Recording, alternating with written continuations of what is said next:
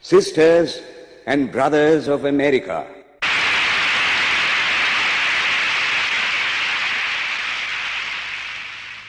it fills my heart with joy unspeakable to rise in response to the warm and cordial welcome which you have given us. I thank you in the name of the most ancient order of monks in the world. I thank you in the name of the mother of religions. And I thank you in the name of the millions and millions of Hindu people of all classes and sects. My thanks also to some of the speakers on this platform who, referring to the delegates from the Orient, have told you that these men from far-off nations may well claim the honor of bearing to different lands the idea of toleration. I am proud to belong to a religion which has taught the world both tolerance and universal acceptance. We believe not only in universal toleration, but we accept all religions as true.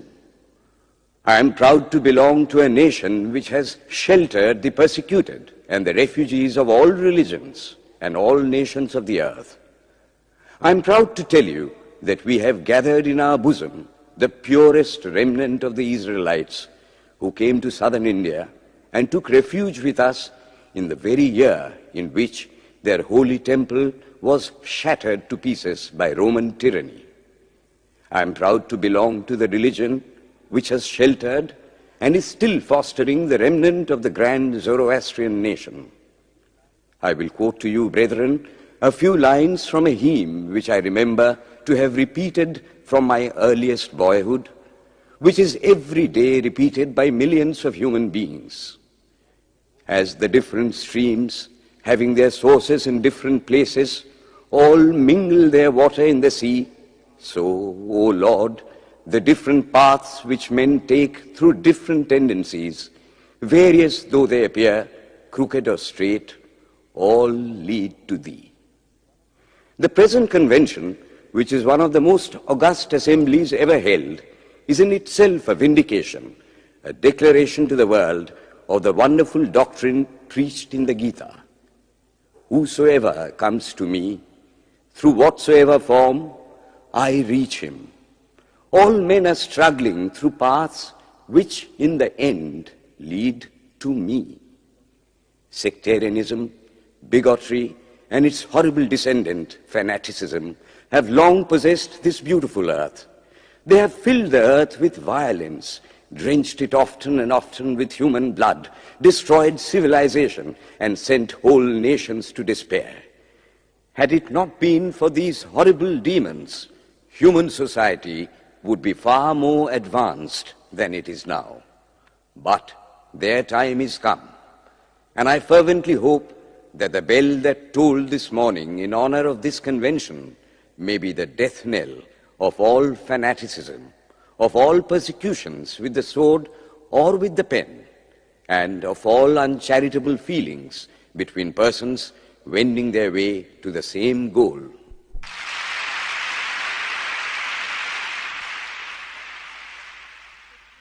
Ladies and gentlemen, on the agenda for today, the 15th of September, 1893, a galaxy of eminent speakers are scheduled to address us, and it gives us great pleasure to once again invite Swami Vivekananda to speak. His subject for today, Why We Disagree. I will tell you a little story. You have heard the eloquent speaker who has just finished say, "Let us cease from abusing each other," and he was very sorry that there should be always so much variance. But I think I should tell you a story which would illustrate the cause of this variance. A frog lived in a well. It had lived there for a long time. It was born there and brought up there, and yet was a little small frog. Of course, the evolutionists were not there then to tell us whether the frog lost its eyes or not, but for our story's sake, we must take it for granted that it had its eyes, and that it every day cleansed the water of all the worms and bacilli that lived in it with an energy that would do credit to our modern bacteriologists. In this way, it went on and became a little sleek and fat. Well, one day, another frog that lived in the sea came and fell into the well. "Where are you from?" "I am from the sea." "The sea? How big is that? Is it as big as my well?" And he took a leap from one side of the well to the other. "My friend," said the frog of the sea, "how do you compare the sea with your little well?" Then the frog took another leap and asked, "Is your sea so big?" "What nonsense you speak, to compare the sea with your well." "Well then," said the frog of the well, "nothing can be bigger than my well. There can be nothing bigger than this. This fellow is a liar, so turn him out." That has been the difficulty all the while. I am a Hindu. I am sitting in my own little well and thinking that the whole world is my little well. The Christian sits in his little well and thinks the whole world is his well. The Mohammedan sits in his little well and thinks that is the whole world. I have to thank you of America for the great attempt you are making to break down the barriers of this little world of ours, and hope that in the future the Lord will help you to accomplish your purpose.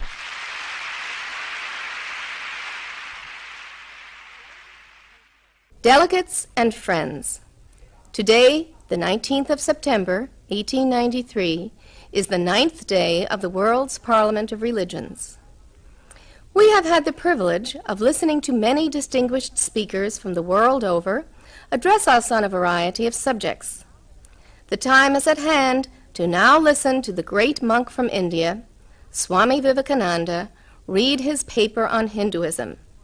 Ladies and gentlemen, Swami Vivekananda.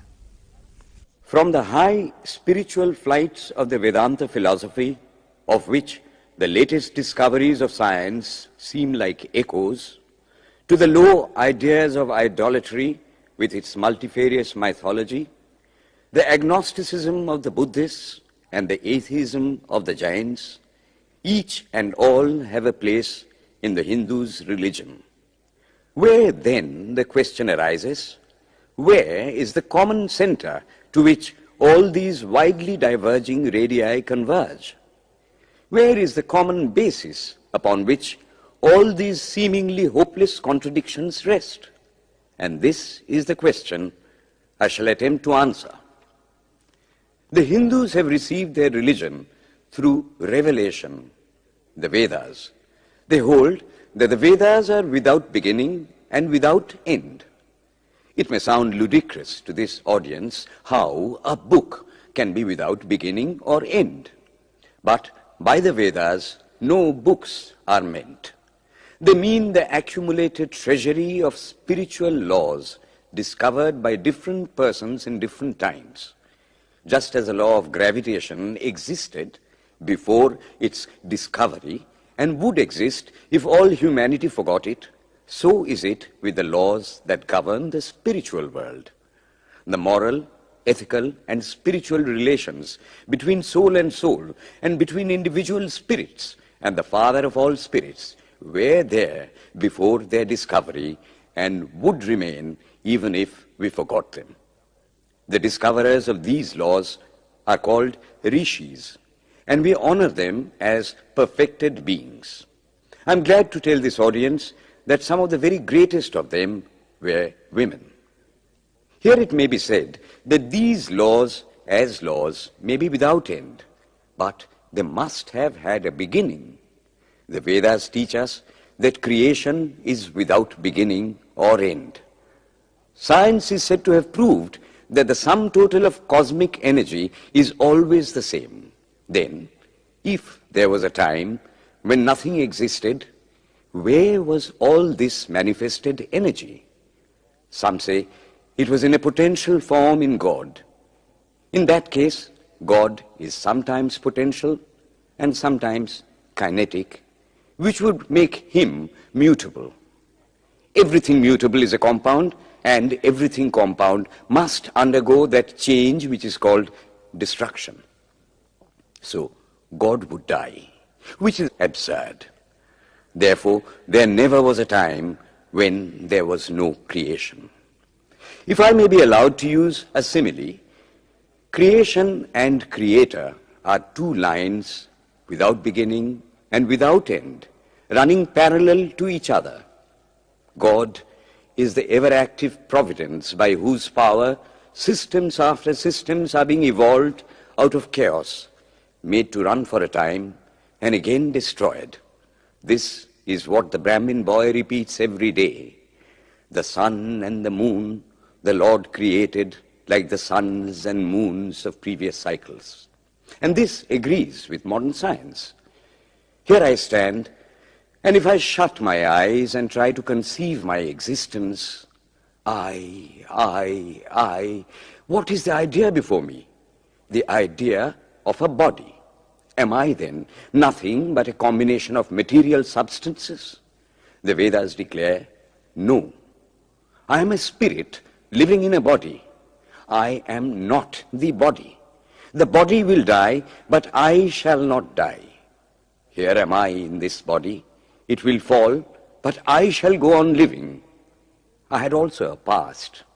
The soul was not created, for creation means a combination, which means a certain future dissolution. If then the soul was created, it must die. Some are born happy, enjoy perfect health with beautiful body, mental vigor, and all wants supplied. Others are born miserable. Some are without hands or feet. Others again are idiots and only drag on a wretched existence. Why, if they are all created, why does a just and merciful God create one happy and another unhappy? Why is he so partial? Nor would it mend matters in the least to hold that those who are miserable in this life will be happy in a future one. Why should a man be miserable even here in the reign of a just and merciful God? In the second place, the idea of a creator God does not explain the anomaly, but simply expresses the cruel fiat of an all-powerful being. There must have been causes then, before his birth, to make a man miserable or happy, and those were his past actions. Are not all the tendencies of the mind and the body accounted for by inherited aptitude? Here are two parallel lines of existence, one of the mind, the other of matter. If matter and its transformations answer for all that we have, there is no necessity for supposing the existence of a soul. But it cannot be proved that thought has been evolved out of matter. And if a philosophical monism is inevitable, spiritual monism is certainly logical and no less desirable than a materialistic monism. But neither of these is necessary here. We cannot deny that bodies acquire certain tendencies from heredity, but those tendencies only mean the physical configuration through which a peculiar mind alone can act in a peculiar way. There are other tendencies peculiar to a soul caused by his past actions, and a soul with a certain tendency would, by the laws of affinity, take birth in a body which is the fittest instrument for the display of that tendency. This is in accord with science, for science wants to explain everything by habit, and habit is got through repetitions. So, repetitions are necessary to explain the natural habits of a newborn soul, and since they were not obtained in this present life, they must have come down from past lives. There is another suggestion. Taking all these for granted, how is it that I do not remember anything of my past life? This can be easily explained. I am now speaking in English. It is not my mother tongue. In fact, no words of my mother tongue are now present in my consciousness. But let me try to bring them up. And they rush in. That shows that consciousness is only the surface of the mental ocean, and within its depths are stored up all our experiences. Try and struggle. They would come up, and you would be conscious even of your past life. This is direct and demonstrative evidence. Verification is the perfect proof of a theory, and here is the challenge thrown to the world by the rishis. We have discovered the secret by which the very depths of the ocean of memory can be stirred up. Try it, and you would get a complete reminiscence of your past life. So then, the Hindu believes that he is a spirit. Him the sword cannot pierce, him the fire cannot burn, him the water cannot melt, him the air cannot dry. He is nowhere but whose center is located in the body, and that death means the change of the center from body to body. Nor is the soul bound by the conditions of matter. In its very essence, it is free, unbounded, holy, pure, and perfect. But somehow or other, it finds itself tied down to matter and thinks of itself as matter. Why should the free, perfect, and pure being be thus under the thraldom of matter, is the next question. How can the perfect soul be deluded into the belief that it is imperfect? We have been told that the Hindus shirk the question and say that no such question can be there. Some thinkers want to answer it by positing one or more quasi-perfect beings and use big scientific names to fill up the gap. But naming is not explaining. The question remains the same. How can the perfect become the quasi-perfect?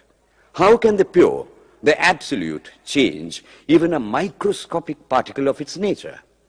But the Hindu is sincere. He does not want to take shelter under sophistry. He is brave enough to face the question in a manly fashion, and his answer is, I do not know. I do not know how the perfect being, the soul, came to think of itself as imperfect, as joined to and conditioned by matter. But the fact is a fact for all that. It is a fact in everybody's consciousness that one thinks of oneself as the body. The Hindu does not attempt to explain why one thinks one is the body. The answer, that it is the will of God, is no explanation. This is nothing more than what the Hindu says, I do not know. Well then, the human soul is eternal and immortal, perfect and infinite, and death means only a change of center from one body to another. The present is determined by our past actions, and the future by the present. The soul will go on evolving up or reverting back from birth to birth and death to death. But here is another question. Is man a tiny boat in a tempest, raised one moment on the foamy crest of a billow and dashed down into a yawning chasm the next, rolling to and fro at the mercy of good and bad actions, a powerless, helpless wreck in an ever-raging, ever-rushing, uncompromising current of cause and effect, a little moth placed under the wheel of causation, which rolls on, crushing everything in its way, and waits not for the widow's tears or the orphan's cry? The heart sinks at the idea. Yet, this is the law of nature. Is there no hope? Is there no escape? Was the cry that went up from the bottom of the heart of despair. It reached the throne of mercy, and words of hope and consolation came down and inspired a Vedic sage, and he stood up before the world and in trumpet voice proclaimed the glad tidings. Hear ye, children of immortal bliss, even ye that reside in higher spheres. I have found the ancient one who is beyond all darkness, all delusion. Knowing him alone, you shall be saved from death over again. Children of immortal bliss. What a sweet, what a hopeful name. Allow me to call you, brethren, by that sweet name, heirs of immortal bliss. Yea, the Hindu refuses to call you sinners. We are the children of God, the sharers of immortal bliss, holy and perfect beings.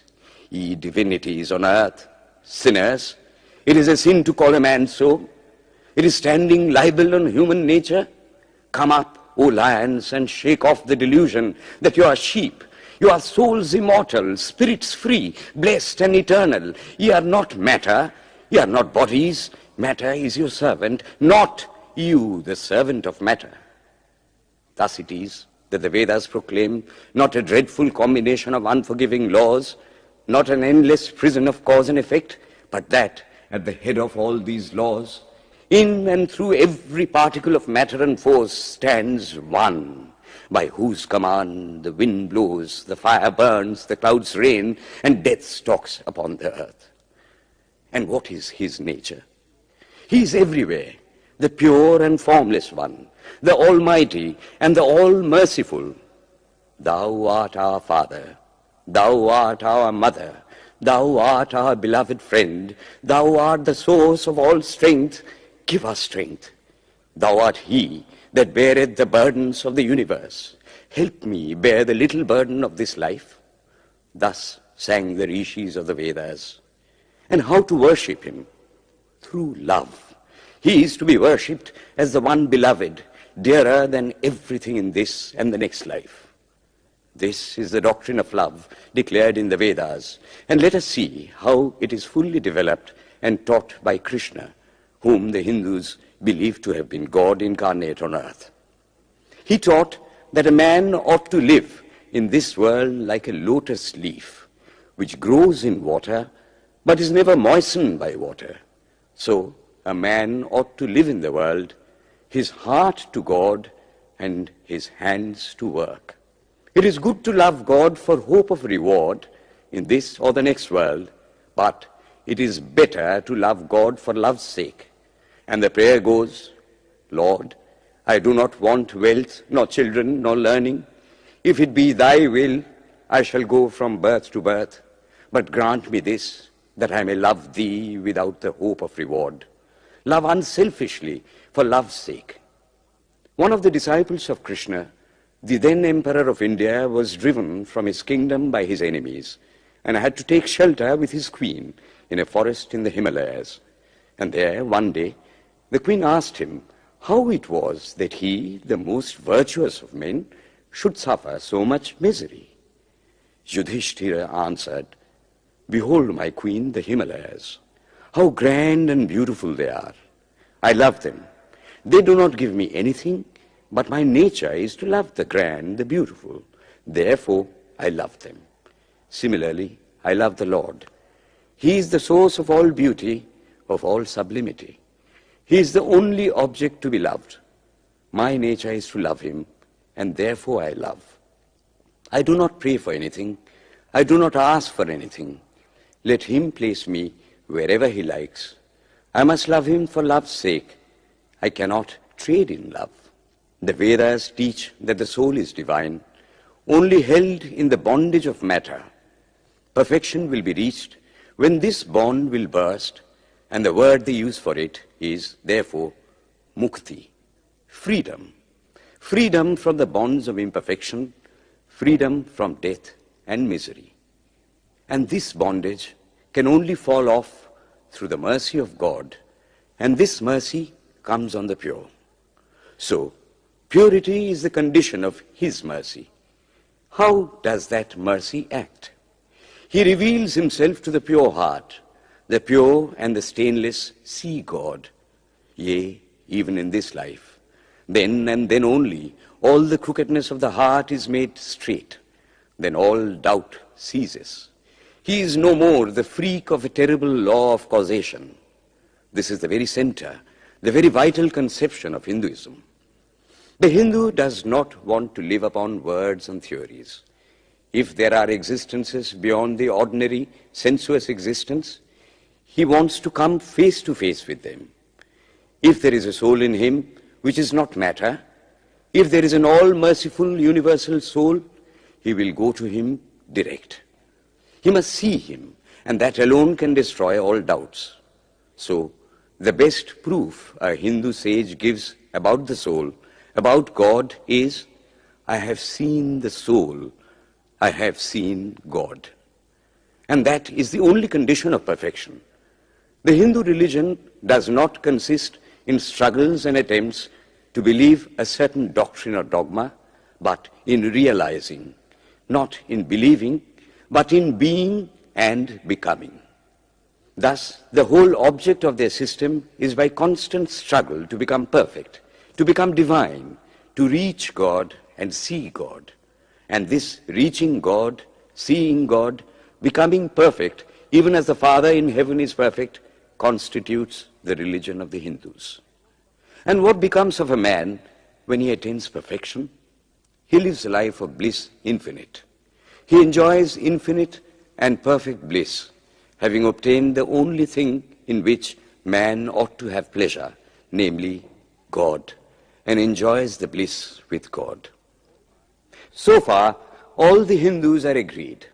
This is the common religion of all the sects of India. But then, perfection is absolute, and the absolute cannot be two or three. It cannot have any qualities. It cannot be an individual. And so, when a soul becomes perfect and absolute, it must become one with Brahma, and it would only realize the Lord as the perfection, the reality of its own nature and existence, the existence absolute, knowledge absolute, and bliss absolute. We have often and often read this called the losing of individuality and becoming a stock or a stone. He jests at scars that never felt a wound. I tell you, it is nothing of the kind.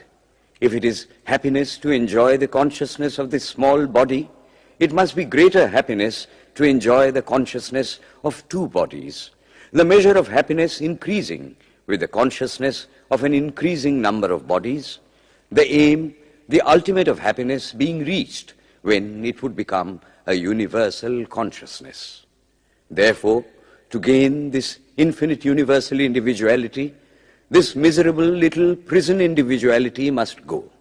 Then alone can death cease when I am one with life. Then alone can misery cease when I am one with happiness itself. Then alone can all error cease when I am one with knowledge itself. And this is the necessary scientific conclusion. Science has proved to me that physical individuality is a delusion, that really my body is one little continuously changing body in an unbroken ocean of matter, and Advaita, or unity, is the necessary conclusion with my other counterpart, soul. Science is nothing but the finding of unity. As soon as science would reach perfect unity, it would stop from further progress, because it would reach the goal. Thus, chemistry could not progress farther when it would discover one element out of which all others could be made. Physics would stop when it would be able to fulfill its services in discovering one energy of which all the others are but manifestations. And the science of religion become perfect when it would discover Him who is the one life in a universe of death, Him who is the constant basis of an ever-changing world, one who is the only soul of which all souls are but delusive manifestations. Thus is it, through multiplicity and duality, that the ultimate unity is reached. Religion can go no farther. This is the goal of all science. All science is bound to come to this conclusion in the long run. Manifestation and not creation is the word of science today. And the Hindu is only glad that what he has been cherishing in his bosom for ages is going to be taught in more forcible language and with further light from the latest conclusions of science. Descend we now from the aspirations of philosophy to the religion of the ignorant. At the very outset, I may tell you that there is no polytheism in India. In every temple, if one stands by and listens, one will find the worshippers applying all the attributes of God, including omnipresence, to the images. It is not polytheism, nor would the name henotheism explain the situation. The rose, called by any other name, would smell as sweet. Names are not explanations. The tree is known by its fruits. When I have seen amongst them that are called idolaters, men, the like of whom, in morality and spirituality and love, I have never seen anywhere, I stop and ask myself, can sin beget holiness? Superstition is a great enemy of man, but bigotry is worse. Why does a Christian go to church? Why is the cross holy? Why is the face turned toward the sky in prayer? Why are there so many images in the Catholic Church? Why are there so many images in the minds of Protestants when they pray? My brethren, we can no more think about anything without a mental image than we can live without breathing. By the law of association, the material image calls up the mental idea and vice versa. This is why the Hindu uses an external symbol when he worships. He will tell you it helps to keep his mind fixed on the being to whom he prays. He knows, as well as you do, that the image is not God, is not omnipresent. After all, how much does omnipresence mean to almost the whole world? It stands merely as a word, a symbol. Has God superficial area? If not, when we repeat that word omnipresent, we think of the extended sky or of space. That is all. As we find that somehow or other, by the laws of our mental constitution, we have to associate our ideas of infinity with the image of the blue sky or of the sea, so we naturally connect our idea of holiness with the image of a church, a mosque, or a cross. The Hindus have associated the ideas of holiness, purity, truth, omnipresence, and such other ideas with different images and forms. But with this difference, that while some people devote their whole lives to their idol of a church and never rise higher, because with them religion means an intellectual assent to certain doctrines and doing good to their fellows, the whole religion of the Hindu is centered in realization. Man is to become divine by realizing the divine. Idols or temples or churches or books are only the supports, the helps of his spiritual childhood, but on and on he must progress. He must not stop anywhere. External worship, material worship, say the scriptures, is the lowest stage. Struggling to rise high, mental prayer is the next stage. But the highest stage is when the Lord has been realized. Mark, the same earnest man who is kneeling before the idol tells you, him the sun cannot express, nor the moon, nor the stars, the lightning cannot express him, nor what we speak of as fire. Through him they shine. But he does not abuse anyone's idol or call its worship sin.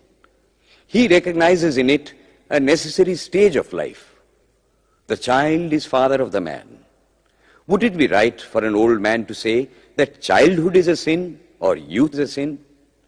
If a man can realize his divine nature with the help of an image, would it be right to call that a sin? Nor, even when he has passed that stage, should he call it an error.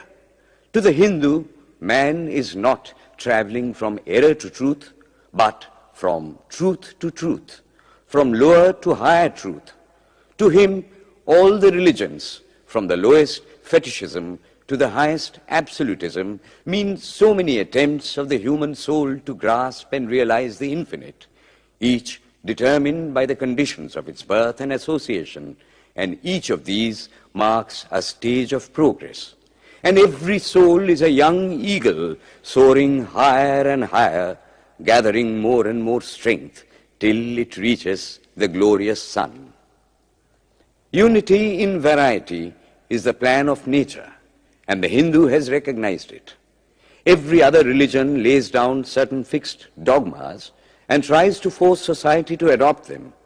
It places before society only one coat which must fit Jack and John and Henry all alike.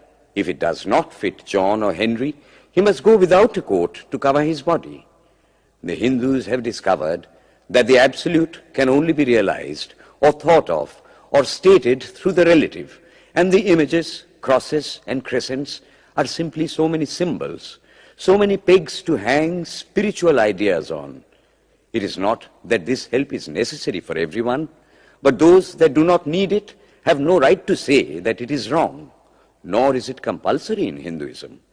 One thing I must tell you, idolatry in India does not mean anything horrible. It is not the mother of harlots. On the other hand, it is the attempt of undeveloped minds to grasp high spiritual truths. The Hindus have their faults, they sometimes have their exceptions, but mark this, they are always for punishing their own bodies and never for cutting the throats of their neighbors. If the Hindu fanatic burns himself on the pyre, he never lights the fire of inquisition. And even this cannot be laid at the door of his religion any more than the burning of witches can be laid at the door of Christianity. To the Hindu, then, the whole world of religions is only a traveling, a coming up of different men and women through various conditions and circumstances to the same goal. Every religion is only evolving a God out of the material man, and the same God is the inspirer of all of them. Why, then, are there so many contradictions? They are only apparent, says the Hindu. The contradictions come from the same truth adapting itself to the varying circumstances of different natures. It is the same light coming through glasses of different colors, and these little variations are necessary for purposes of adaptation. But in the heart of everything, the same truth reigns. The Lord has declared to the Hindu in his incarnation as Krishna, I am in every religion as a thread through a string of pearls. Wherever thou seest extraordinary holiness and extraordinary power raising and purifying humanity, know thou that I am there. And what has been the result? I challenge the world to find throughout the whole system of Sanskrit philosophy any such expression as that the Hindu alone will be saved and not others. Says Vyasa, we find perfect men even beyond the pale of our caste and creed. One thing more, how then can the Hindu, whose whole fabric of thought centers in God, believe in Buddhism, which is agnostic, or in Jainism, which is atheistic? The Buddhists or the Jains do not depend upon God, but the whole force of their religion is directed to the great central truth in every religion, to evolve a God out of man. They have not seen the Father, but they have seen the Son, and he that hath seen the Son hath seen the Father also. This, brethren, is a short sketch of the religious ideas of the Hindus. The Hindu may have failed to carry out all his plans, but if there is ever to be a universal religion, it must be one which will have no location in place or time, which will be infinite like the God it will preach, and whose sun will shine upon the followers of Krishna and of Christ, on saints and sinners alike, which will not be Brahminic or Buddhistic, Christian or Mohammedan, but the sum total of all these, and still have infinite space for development, which in its Catholicity will embrace in infinite arms and find a place for every human being from the lowest groveling savage, not far removed from the brute, to the highest man towering by the virtues of his head and heart almost above humanity, making society stand in awe of him and doubt his human nature. It will be a religion which will have no place for persecution or intolerance in its polity, which will recognize divinity in every man and woman, and whose whole scope, whose whole force will be centered in aiding humanity to realize its own true divine nature. May he, who is the Brahma of the Hindus, the Ahura Mazda of the Zoroastrians, the Buddha of the Buddhists, the Jehovah of the Jews, the Father in heaven of the Christians, give strength to you to carry out your noble idea. The star arose in the east. It traveled steadily towards the west, sometimes dimmed and sometimes effulgent, till it made a circuit of the world. And now it is again rising on the very horizon of the east, the borders of the sun-pole, 1,000-fold more effulgent than it ever was before.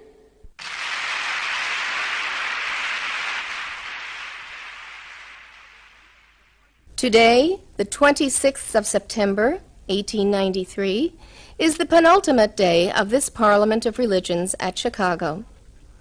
We have listened to engrossing discourses on the religions and theologies of the participating countries in these past 2 weeks.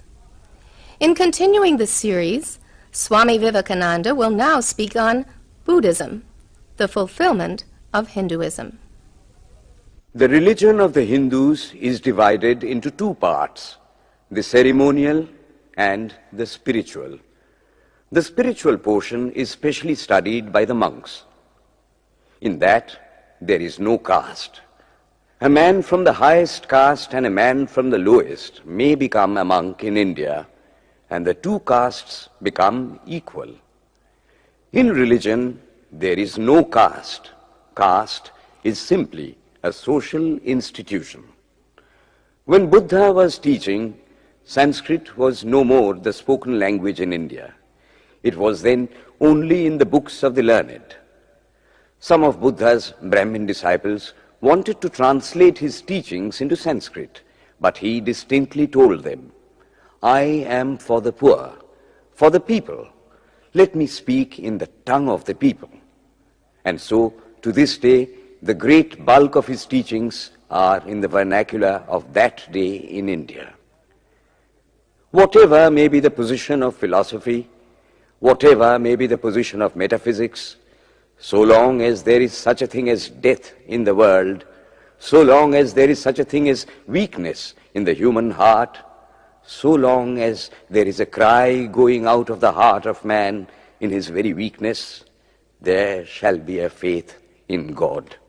Let us then join the wonderful intellect of the Brahmin with the heart, the noble soul, the wonderful humanizing power of the great Master.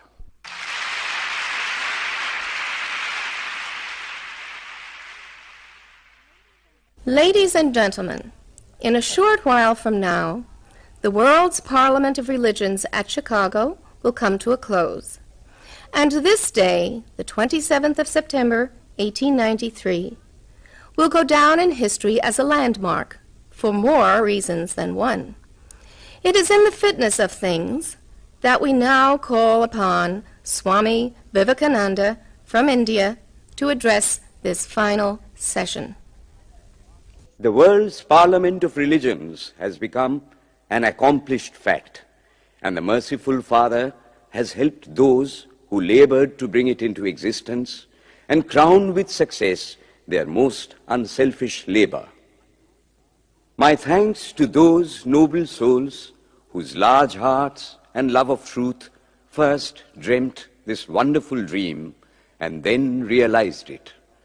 My thanks to the shower of liberal sentiments that has overflowed this platform. My thanks to this enlightened audience for their uniform kindness to me and for their appreciation of every thought that tends to smooth the friction of religions. A few jarring notes were heard from time to time in this harmony. My special thanks to them, for they have, by their striking contrast, made the general harmony the sweeter. Much has been said of the common ground of religious unity.